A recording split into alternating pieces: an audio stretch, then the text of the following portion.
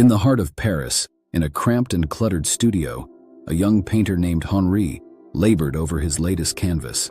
The room was filled with the rich, earthy scents of oil paints and turpentine, and the walls were adorned with Henri's previous works, a testament to his skill and dedication.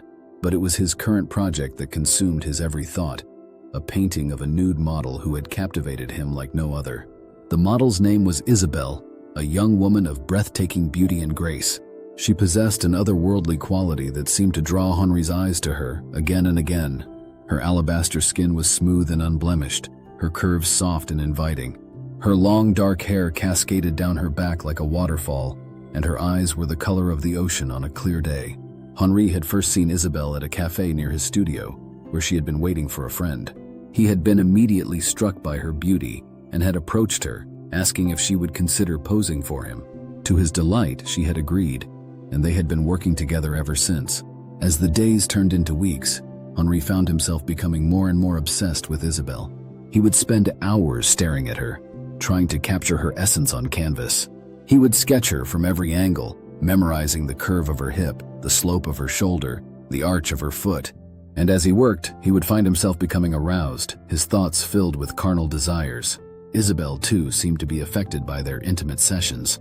She would often arrive at the studio with a flushed face and a sparkle in her eye, and Henri would notice the way she would subtly shift her position, accentuating her curves and drawing his gaze. He would often catch her staring at him, a small, knowing smile playing at the corners of her lips. One day, as Henri was working on a particularly detailed section of the painting, he looked up to find Isabelle watching him, her eyes heavy-lidded and her lips parted. He felt a sudden, intense surge of desire, and before he knew what he was doing, he had put down his brush and was crossing the room to her. Isabelle did not resist as he took her in his arms, pulling her close and pressing his lips to hers. She responded eagerly, her body melting against his as their tongues danced together. Henri could feel the heat radiating from her, and he knew that she wanted him as much as he wanted her. With a groan, Henri picked Isabelle up and carried her to the nearby couch, laying her down gently and stretching out beside her. He trailed kisses down her neck, savoring the taste of her skin, and she arched her back, pressing herself against him. Henri's hands roamed over Isabelle's body, exploring every inch of her. He marveled at the softness of her skin, the firmness of her breasts, the curve of her hips. He could feel her trembling beneath his touch, and he knew that she was close to the edge. With a flick of his wrist, Henri undid the tie that held Isabelle's robe closed, and it fell open, revealing her naked body in all its glory. He sucked in a breath, his eyes taking in the sight of her. She was even more beautiful than he had imagined, and he felt a surge of possessiveness and desire. Isabelle reached for Henri, her fingers fumbling with the buttons of his shirt. He helped her, shrugging out of the garment and kicking off his pants. He was now as naked as she was, and he felt a thrill of excitement run through him as their bodies pressed together. Henri's hands continued to roam over Isabelle's body, and she writhed beneath him, her breath coming in gasps. He could feel her growing wetter with every touch, and he knew that she was ready for him. With a growl, Henri positioned himself between Isabelle's legs, his hard cock pressing against her wet entrance. She looked up at him, her eyes shining with desire, and he knew that this was what she wanted, what they both wanted. Slowly, deliberately, Henri entered Isabelle, savoring the feeling of her tight, wet heat enveloping him. She wrapped her legs around him, pulling him deeper, and he began to move, thrusting in and out of her with a steady rhythm. Their bodies moved together in perfect harmony, their breaths mingling as they strained towards release. Henri could feel himself getting closer and closer, and he knew that Isabelle was right there with him. With a final, powerful thrust, Henri reached his climax, his seed spilling into Isabelle as she cried out her own release.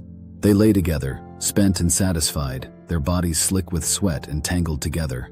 As their breathing returned to normal, Henri looked down at Isabelle, his heart swelling with love and desire.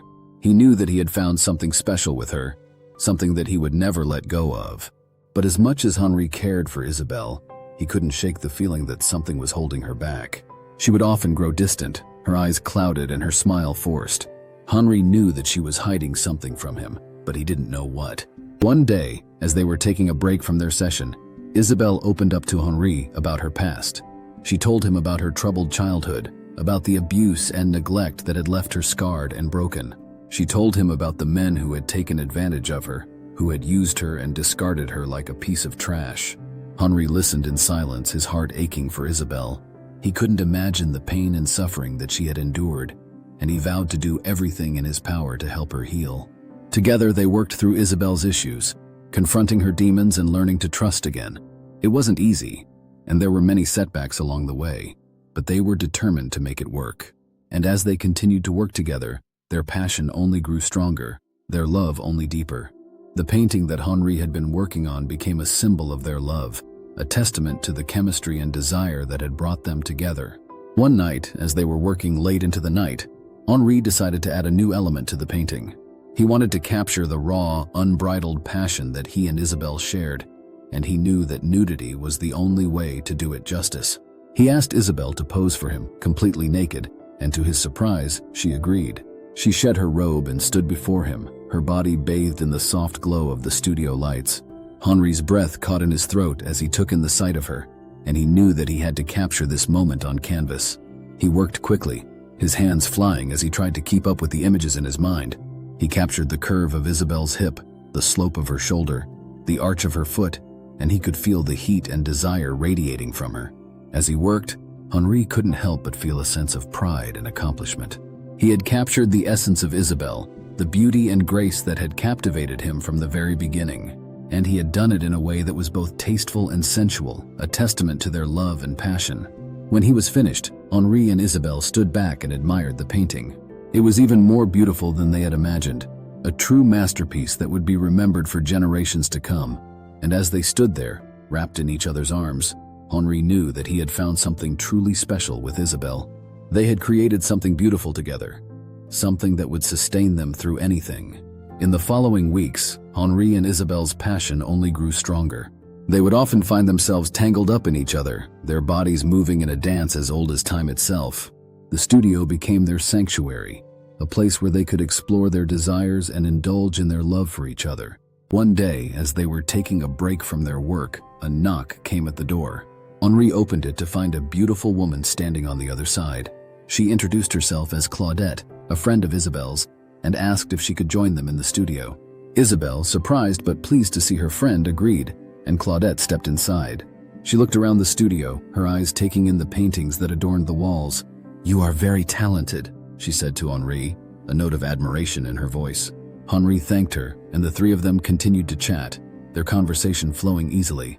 But as the afternoon wore on, Henri couldn't help but notice the way Claudette was looking at him, her eyes filled with desire. He tried to ignore it, telling himself that he was committed to Isabelle, but he couldn't shake the feeling that Claudette wanted him. And as the hours passed, he found himself becoming more and more drawn to her.